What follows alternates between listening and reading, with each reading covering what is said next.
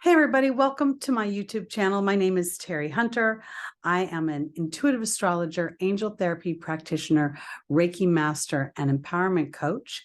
And I'm here this evening to talk about the new moon in Sagittarius on November 23rd, 2022 at 2:57 p.m. Pacific time. These videos are going to be based on whole sign Western astrology. I do that because I think it's the easiest to comprehend and the easiest to calculate for the purposes of these videos. On a personal level, I kind of enjoy the Placidus system. I think the size of your houses and the house cusp degrees give a lot of information about the soul's contract that is to be discovered within our natal chart. So if you're interested in getting a reading from me, either an angel reading, which is sort of similar to a psychic reading, but it's connecting with your team of guides and angels for the sole purpose of helping you achieve your goals, to check on your energetic momentum. And therefore, sometimes it does look like there are predictions. If you'd like to get a natal chart done, or a natal and transit chart, a synastry chart, or a past life chart that sets the past life chart really gives you an idea of what your soul wants to address in this lifetime and gives you a glimpse into what it is used to experiencing in previous incarnations. I am available. Reach out to me via my email, and I'll happily send you some information with rates and availability.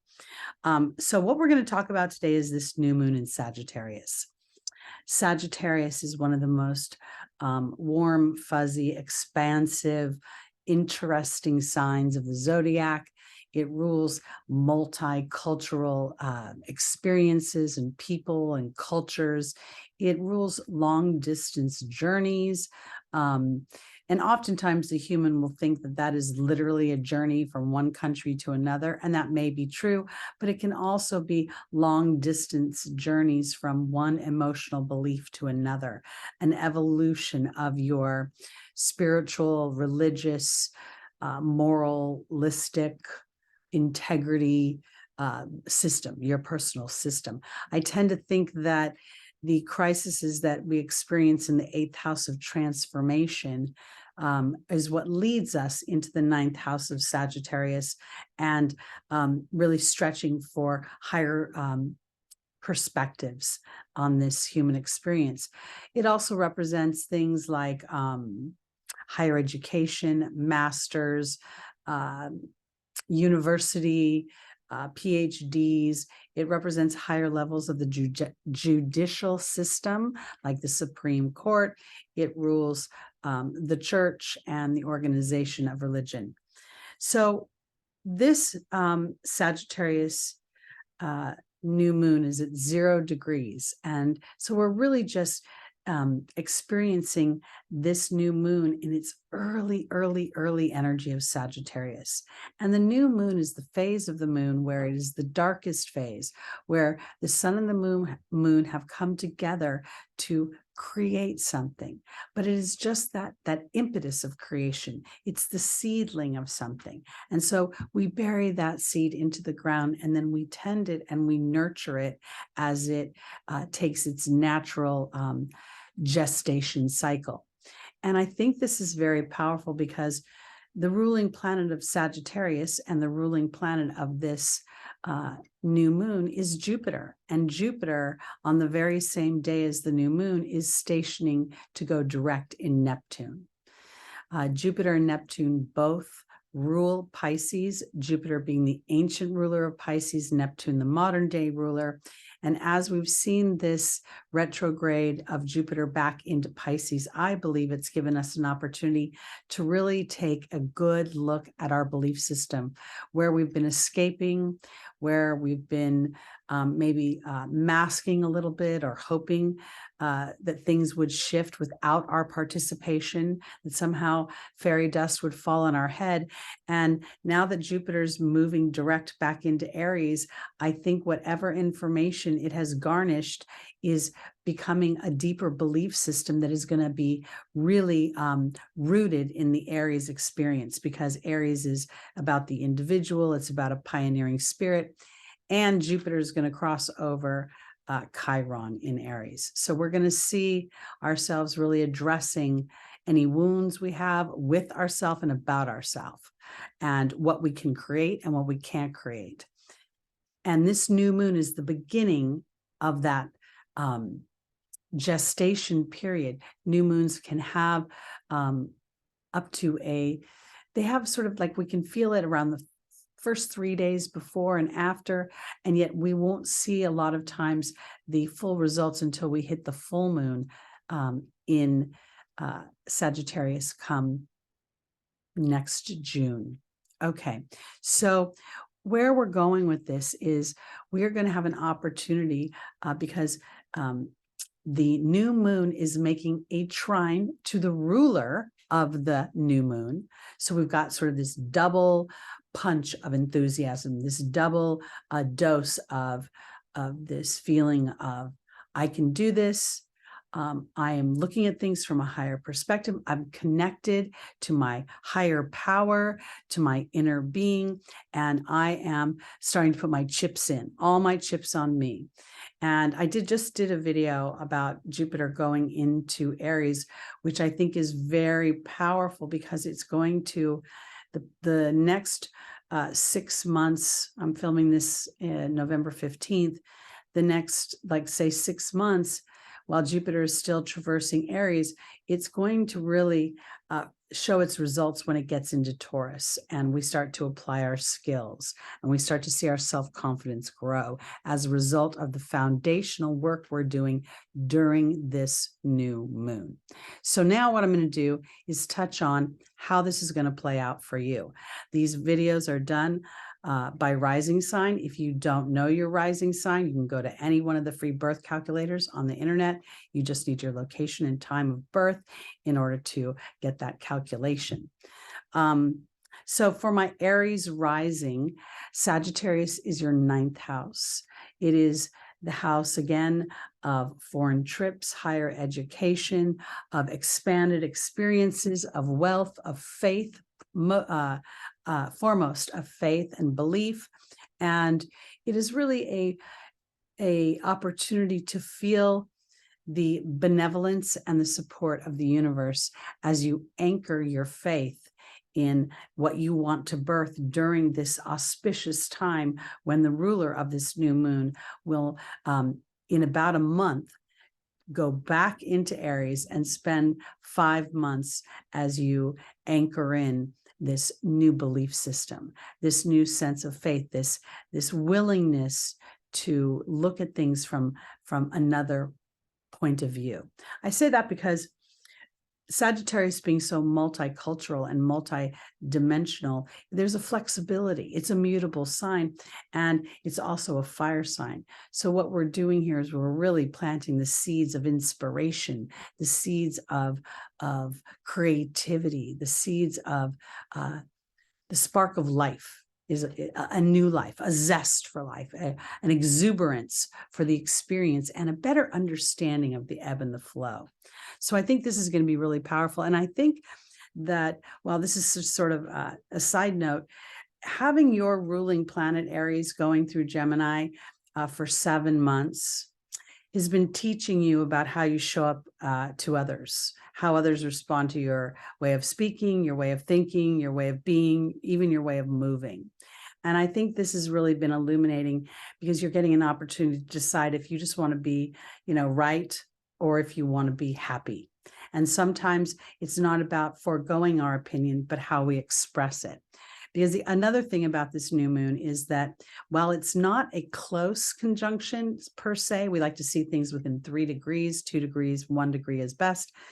We have Venus and Mercury in Sagittarius. So we've got, this opportunity to really expand the way we think and the way we speak. Mercury, the ruler of Gemini, where your ruling planet is hanging out, and then Venus being there to really start to, I almost want to say that Venus in Sagittarius, while I think she enjoys the energy very much, I think this is giving her a new way of feeling about being feminine. It's like a soft version of assertion for some reason. I want to say she's got a little more fire under her belt here. And at the same time, we've taken off the edge that Venus might feel when she's in Scorpio, that little bit of jealousy and suspicion. Now it's coming into faith and trust, and this is trusting her self-worth.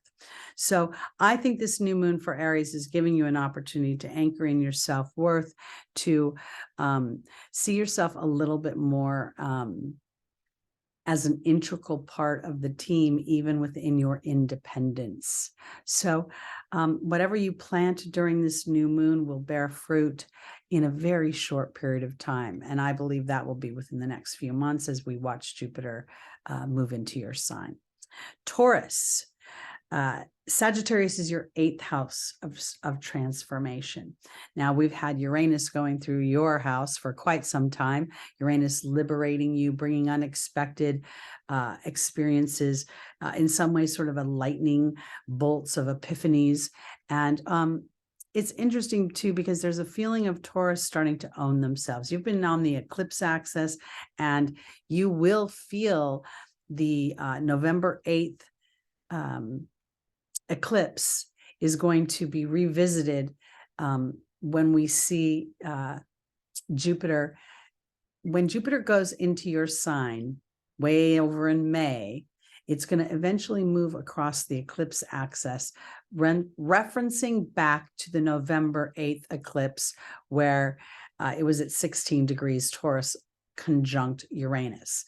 I say that because the themes of liberation that happened then, the unexpected events, the claiming of yourself, maybe you birthed something on the internet and you're starting to feel the mojo, the momentum of that moving forward, because I think this is going to transform you. I feel as if this new moon in Sagittarius at the 1st degree of Aries is the 1st degree, courageous and brave. And I think that Sagittarius has to be courageous because it literally leaves its home place to travel to foreign places where it is an outcast or the minority. So it learns to adapt and be flexible and to appreciate difference and what it has to offer in diversity and expansion and the soul's evolution. So I think where we're seeing Taurus, while it's a fixed sign, I think we're going to start to see Taurus have an opportunity to plant seeds for transformation from being fixed and immobile and stubborn to more pliable and steady and trusting of itself, trusting of what my skills bring to the table, trusting that I am valuable, my life matters, regardless of other people's measurement or assessment of that. And I think that's going to be very valuable. And honestly, it feels a little bit like Taurus really starts to become the sign of security versus insecurity. It's almost an opportunity for Taurus naturally rules the 2nd house of our family history and how it affects us in our childhood. So I think there's a real opportunity to garnish wisdom through the knowledge of that experience. And when we stretch past the density of the human experience, we see the soul chooses challenges. It chooses junctures along this astrological pathway so that it will meet the unexpected and get that opportunity to stand in a vibration that is more natural to what we really like to feel when we're here, or when we're there, I should say, and then integrate it to this earthly experience. All right. Gemini, this new moon is going to be in your 7th house of partnerships. And we are going to see, well, this isn't necessarily going to present an opposition to Mars right now, which is traversing your 1st house. It will, there'll be, sort of ancillary, peripheral energy with it, because I think it's going to give you an opportunity to plant new seeds in the house of contractual partnerships. I think it's going to give you an opportunity to kind of take that Libra imprint of the 7th house of harmony and peace and cooperation, and understand that harmony is never because we're just standing still, but yet it's more about being able to feel the flow and the rhythm and the harmony of the ups and the downs, the ebbs and the flows, the ins and the outs. And I think it's going to also give you an opportunity to potentially view yourself in a different way. And I say that, we don't normally think of the 7th house as a me house, but the more that I do this work, I think it's a really important to know that the me is what creates the we of partnership. And I think this is going to give you an opportunity to really look at how you've been thinking about partnerships, how you've been relating to your self-worth in partnerships. Mercury is in Sagittarius and Venus is. They're not right up against this new moon, but within 10 degrees. So this is a kind of a conversation from across the room. And I think this is going to give Gemini a feeling of being able to assess versus being like a ping pong going back and forth, trying to fall on one side of a fence or another. I think that is a little bit of the challenge with Mercury, is that it in its deliberation sometimes, or it's getting quick, short bits of information, it can actually create more confusion or more indecision, because in that quick bit of information that you got, you weren't able to truly assess a situation from a higher perspective. And that's what I think this Sagittarius new moon is going to offer you. For our Cancers, this is going to be in your 6th house. It's traditionally the house of health, both mental health and physical health, the house of employment and employers, employees. We call it sometimes, ancient times, the house of enslavement, because it's where we provide a service to others, selfless service. Having this be Sagittarius, I feel like this is giving Cancer rising an opportunity to kind of dig deep into their intuitive body. And I say that because Sagittarius rules the connection to the angelic realm. It is the first time in the journey through the zodiac that we see the human or the soul engage in prayer, in meditation, in communion with that which we cannot see as depicted within the zodiac. And so I really believe this is an opportunity for you to find service, Cancer rising, in your intuitive body, in knowing that as you nurture yourself, as you take care of your mental health, as you take care of your physical health, that means plenty of playtime, plenty of me time, plenty of downtime. It actually fuels the service and the nurturing you do for others on 2 levels. One, they don't learn just through your words, but through experience, because words don't teach, experience teaches. And then number 2, Cancer gets to understand that self-care is caring for others. And I think sometimes that becomes a challenge for Cancer. I think sometimes inadvertently this natural maternal energy, when displayed young, gets nurtured, and it gets nurtured out of balance. Be a good girl, be a good boy, do what you're told to do, take care of your brothers and sisters, all of this, and none of it really feels like it's about me. So this idea that Sagittarius is offering you an opportunity to go into a foreign belief that you matter, you deserve. This is one of the great things about Sagittarius and the Jupiter energy, is it has a zest for life. It is excited about what it gets to experience in the way of wealth and honestly, riches, fun dealing with the material world and playing with those fun things, So I think this is important for you to really look at how are you nurturing yourself, your mental health, your physical health. This also has to do with pets. But because Jupiter is going to go into the house of personality and self within a month, I really believe that this is super important as we're teeing up a big shift. And energetically, it's not selfish, but selfless to take care of oneself so that we are better able to serve others. And I think that's where we're heading. And these next few months, or I should say, these next big transit changes over the next year are going to really start to reflect that in our everyday world. Okay, Leo. Sagittarius is your 5th house of creativity, of children, of romance, of play, of fun. And then we kind of overlap the Sagittarian dynamics. What do you believe about fun? What do you believe about children and your rearing of children and your inner child, maybe a little bit too? Because we can't forget that Jupiter is heading into Aries, and there is a big theme of nurturing the self in a balanced way here for me. So Leo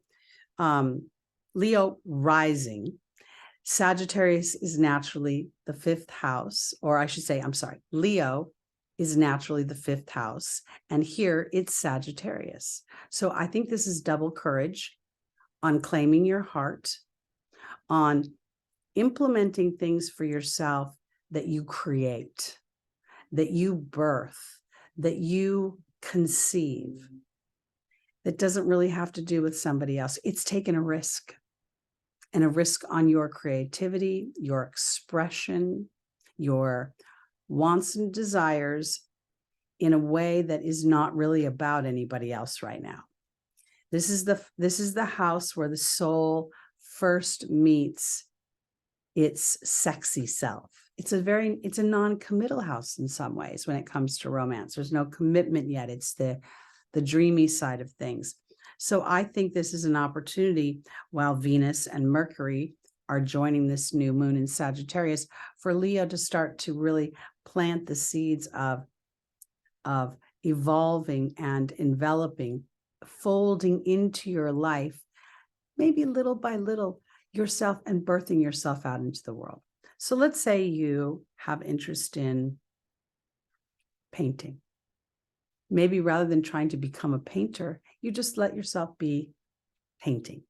Let's say you want to be an actor. And I'm kind of using some of the keywords that we think of for Leo, because I kind of want to make it bigger, because Jupiter's expansive. Sagittarius is expansive, and I need to go into foreign territories I've never been before. So maybe you try out for a community play or something. You don't have to go, try out for a soap opera or a movie or anything, but you just sort of give yourself these new seedlings, and you start to do a little bit and stretch yourself a little bit. Because one of the challenges with Leo is there's a royalty to Leo, and then there's also a feeling of not deserving it. Most humans have that royalty beat out of them. So this is about balance and about examining the permissions you give yourself to express yourself, because Mercury's going to tell you, you sure you can do it? Because Mercury's so busy collecting information so quickly that it's only going to ask you, can you or can't you, and then move on. So the person who's saying, I'm not sure, is Leo. Okay, let's go on to Virgo, the 4th house of home, of patriotism.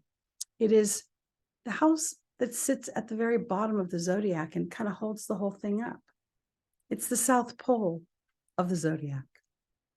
And here we have Sagittarius, planting new seeds for a new home experience, planting new seeds for the process, Virgo, of starting to seek wisdom within your childhood experience, and then planting seeds for a new experience that you give yourself, regardless of your age. One of the things I think about Virgo is that the dependability, when I'm in a work environment, having a good Virgo on my team gives me such peace of mind. I don't have to micromanage. I don't have to explain everything. I tend to think Virgo is very smart, can kind of quickly assess getting from A to Z without having to knock everything on the alphabet. And so here, I think that Virgo gets an opportunity to stretch themselves into new ideas, to go on a journey rather than trying to plug in a process. And I think that journey is faith and wisdom, that whatever you've experienced in your home environment up until now has been for a greater good for you, not only your soul's evolvement, but for what you've offered others along the path. You know, when I talk about co-creation, oftentimes humans think that if there's something distasteful, I co-created that and I don't like that because I didn't do that to me. But I think that's sometimes a narrow view, because I think sometimes being of service, which is what Virgo is. Virgo rules enslavement. So sometimes I think when a soul incarnates into a restrictive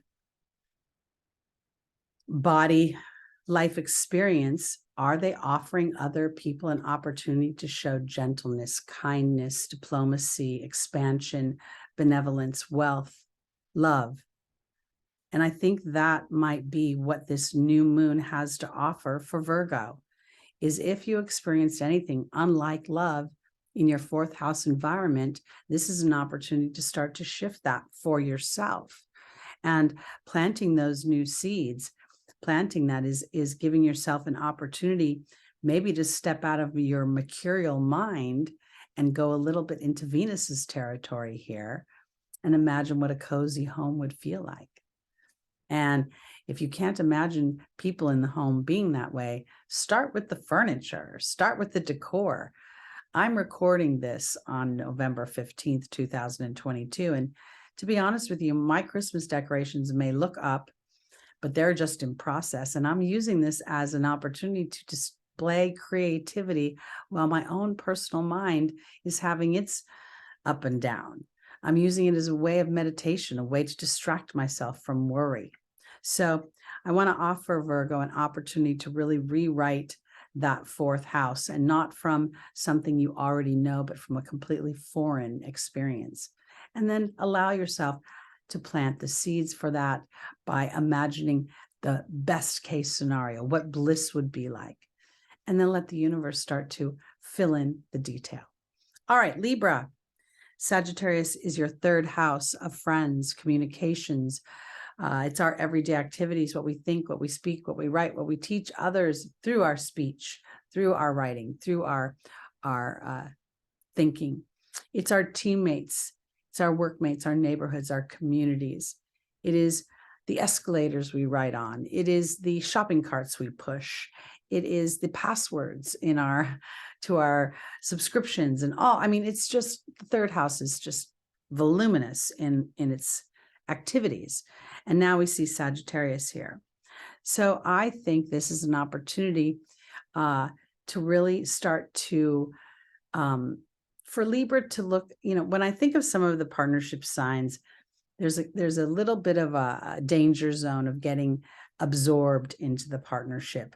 And when I do past life charts and I see the South Node in Libra, oftentimes that's the first thing I'll think is that there was giving up of one's personal identity for a marriage, a partnership, a contract that was bigger than their individuality. So now I think it's time to take that back. I think it's time for Libra to plant the seeds of new experiences, of expansion, of wealth through community, through your own personal viewpoint of things, what you do right, what you speak, and allow yourself to kind of, I guess I almost want to say this, maybe even some of you may be contemplating going back and getting higher education, going to get your nursing certificate, or going to get a PhD or a master's program, something like that. I think this all, planting the seeds for this right now feels very expansive. I think, I feel like I'm going to harp on this a little bit, but as Jupiter, the ruling planet of Sagittarius, goes into Aries, I really think it's about redefining the self to the self in a way so that when Jupiter moves into Taurus in May of 2023, we are better equipped with our belief system and our confidence to implement the actions, the steadiness that Taurus will require as we start to manifest the things that we are creating and laying the foundation for while Jupiter is in Aries. And this Sagittarius new moon is just one more component that we're putting in the garden. You know, first you plow the fields, then you lay out the rows, and then you lay the seeds, and then you have to cover the seeds and water the seeds, and then you have to put plastic down so the frost doesn't kill the seeds. I mean, it is a process. So I think for Libra, this is really about allowing yourself the idea of, when I am planting the seeds for this new experience within my third house activities, how do I want my everyday to look? What do I want to experience in the way of ease and flow within my everyday? And then rather than trying to figure out exactly what that is, I think it's broad strokes. Like, I can get up whenever I want. I can walk my dog whenever I want. I am flexible in my schedule. I feel like the Sagittarian aspect is asking you to go where you've never gone before. And I think this is offering you an opportunity to muse, as your ruling planet Venus and Mercury are both still in Sagittarius, and they're not far from this new moon. So giving yourself an opportunity to think about those Venusian things. I'm a double Venus person, meaning my moon is ruled by Venus and my sun is ruled by Venus. So when I get stressed, I don't want to exercise like an Aries. I want to do art projects. I want to decorate for Christmas. I want to fluff my pillows. So Libra, do you, and start to imagine, if you enjoy that, imagine yourself integrating into your community and people starting to identify you that way, so that you can maybe make money at that. Because the third house also rules our teammates and our workmates. So maybe you're going to end up creating a new job for yourself through the things that you love. But you first have to think it and imagine it, and allow Venus to take you and plant the seeds. The seeds are of faith, and that's what Jupiter is asking and offering us all. Okay, Scorpio, this is in your second house of self-worth. You know, this is a big time for Scorpio, I think, and Taurus, because of the eclipse access. And we are going to see in May, I think it's right before Jupiter enters Taurus, we're going to have another eclipse. I think it's on May 5th. And I believe it is in Scorpio. So I know we have the access. I talked about it in a previous video. I did a Jupiter moving into Aries. So refer to that video for the details. But the reason I bring it up is because Scorpio, one of the things about you is that, you know, you're deeply psychological. You see beneath the surface of the mask of what people, you know, the things that come out of people's mouth. So with having this new moon being in your second house, I think this is an opportunity for you to plant the seeds for your own empowerment. Where have you given up your power? Where have you overly depended upon somebody else? Where have you been overly suspicious? Where have you not trusted, have not had faith? It hasn't been easy. You know, you've got the South Node going through Scorpio. We had a big old stellium in there for a while. You know, the eclipse was there, and then there was the Mercury and Venus with the sun. So there's been a lot of kind of fluffing up the rug for Scorpio, to say the least. And when we see here Sagittarius is a money house and a self-confidence, self-value house, this is really an opportunity to start to plant the seeds that say, you know what, I'm a powerful being, and I've incarnated with Pluto as my ruling planet. And Pluto is the planet, most of all, that says, you better come from your heart or I'm going to rip your heart out. And I hate to say it that way, but Pluto's your best friend if you're willing to be brave and authentic and honest and a little crazy, to be honest. And also your worst enemy if you want to cling onto your disempowerment and your victimhood and your, I can't do this because I need to give up for that. Meaning, you know, sometimes we marry for money. Sometimes we use sex to manipulate. The darker side of Scorpio is control and power out of balance, which really speaks to a lack of control and power. And so it becomes very dominant. But the truth is intensity speaks to great connection, to the depths of being able to be vulnerable with another, because I am able to look deep within the psychology of myself and find the trust that I need there. So I think Scorpio is going to go through a huge opportunity to claim something about themselves in a way they never have before. So let me also say this about the South Node, because I've got some planets in Scorpio, and the South Node is, had its moment with me. And while I've watched sort of this erosive energy that the South Node losses, right? I've also sort of looked at it as an opportunity to trust the divine wisdom of ebb and flow.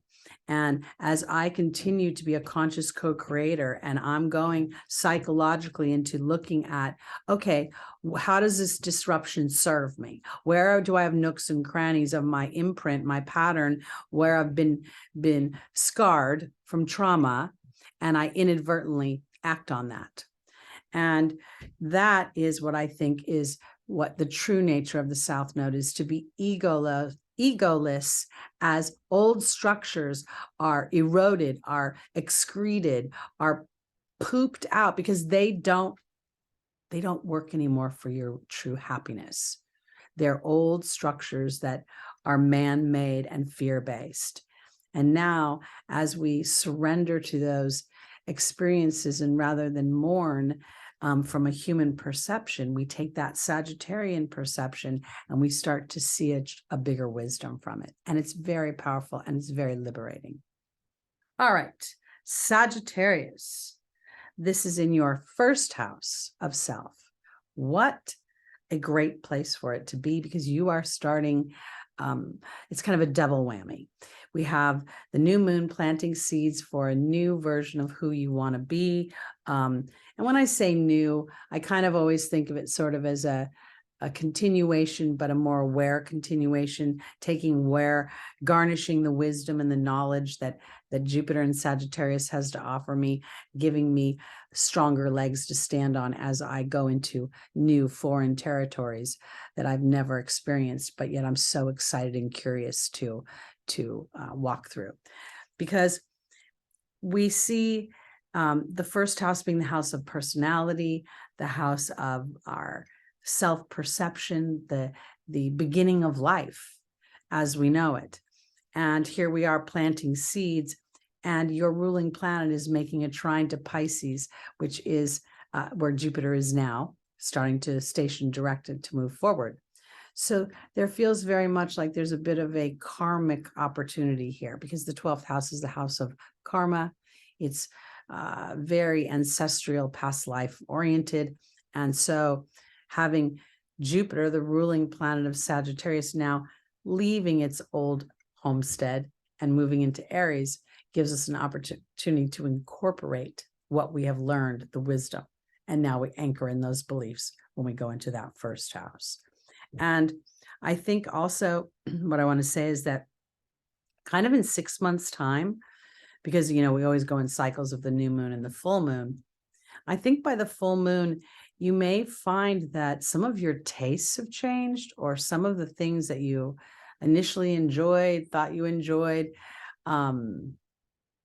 they've changed. I'm not sure how that's going to look. But I feel like there's just sort of a shedding of a skin that reveals a more fresh and vibrant look at the self. Okay, Capricorn. Sagittarius is your 12th house. This is offering you something pretty amazing, I think, because naturally Capricorn is about material structure in the world, government, authority, rules, regulations, obligations.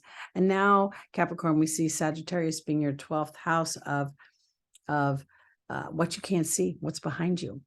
I don't know if ever Capricorn likes what's behind them, in the sense of they want to be able to see where they're going, what they're building.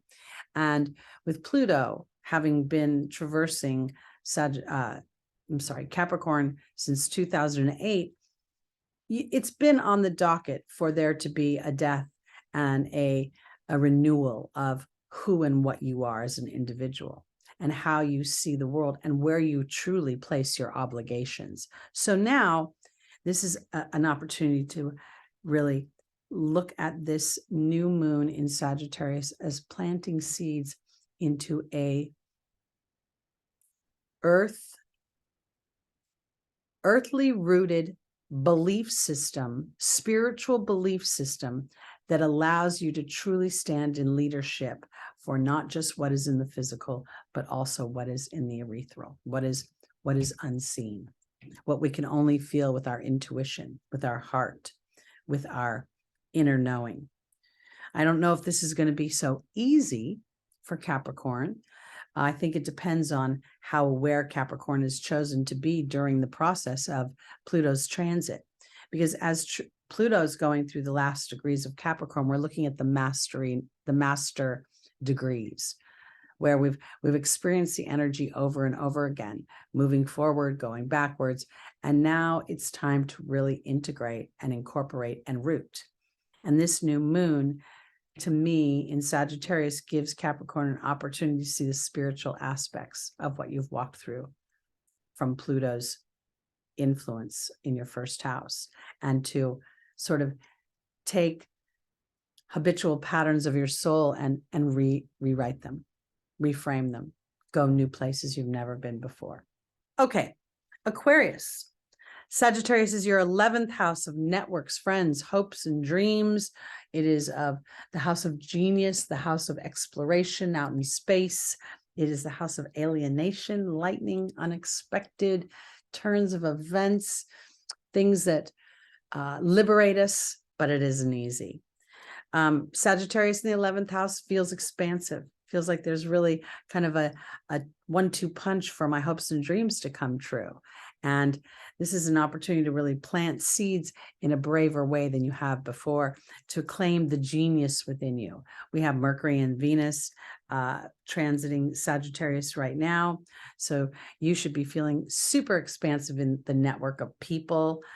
You may even explore new platforms to birth yourself on, meaning like, people are now expressing themselves on like TikTok and Facebook and Instagram. You may reach out for new platforms, reach new people, and feel a real expansion within that area, which is going to give you more faith and hope that your dreams can come true. The also thing about this Aquarius is the 11th house by nature is a Upachaya house. So here, and this is Sagittarius is your 11th house. I might sound confusing because Aquarius is naturally the 11th house, but we're talking about Aquarius rising. So we've got this kind of double whammy of liberation, and yet I must be willing to go where I've never gone before. I must be willing to hope like I've never hoped before, to dream like I've never dreamt before, to plant the seeds for my expansion, but not from how planning it on some sort of roadmap, but rather allowing this sort of cosmic consciousness to lead the way. This sort of, Aquarius is connected to the stars, to the Milky Way, to all the constellations. And this might be a great time to plant your seeds in the ground while looking at the stars for direction, because it will be very natural to you. And then as you are prompted through inspiration, you'll know which is the next best and right move. All right, finally, we're going to go to Pisces. Sagittarius is your 10th house of career, of the public eye. It can also be of the most public parent. I've come to really resonate with the idea of the 10th house, 4th house access. Oftentimes we refer to the 4th house as the mother, and yet it's the house that's not seen. It's when we close the door to the home. The 10th house is very public. So I think the parent that's most public will be seen. The parent who is seen most will be represented in the 10th house of the public eye. So, pardon me. I think for Pisces, this is kind of a spiritual opportunity for you to go into that 10th house and sort of see, what kind of faith do I want to display in my in the public eye of my life. Because, you know, not all of us are in the public eye, but all of us have a 10th house. So there are places that we are seen by others and we are assessed by them. It's also a change of status house. So it could potentially be that there are Pisces that will end up changing the status of career things. You can even change the status of marriage in some respects, even though it doesn't necessarily seem that way on the onset when you just look at the house structure. But Jupiter rules in ancient times the husband because he was the teacher. So I'm feeling that there's a possibility for a change of status for Pisces as you start planting these seeds. So 6 months from now, you might find yourself in a very different place than you had expected, because opportunity came that you did not imagine. And yet, through having faith in yourself and trusting your spiritual connection, and sort of a willingness to, part of that willingness to go into new territory, foreign territory, maybe a willingness to look where you have overly empathized with somebody out of balance, or you have seen the best in a person who doesn't display the best in themselves often enough to merit your viewpoint of them.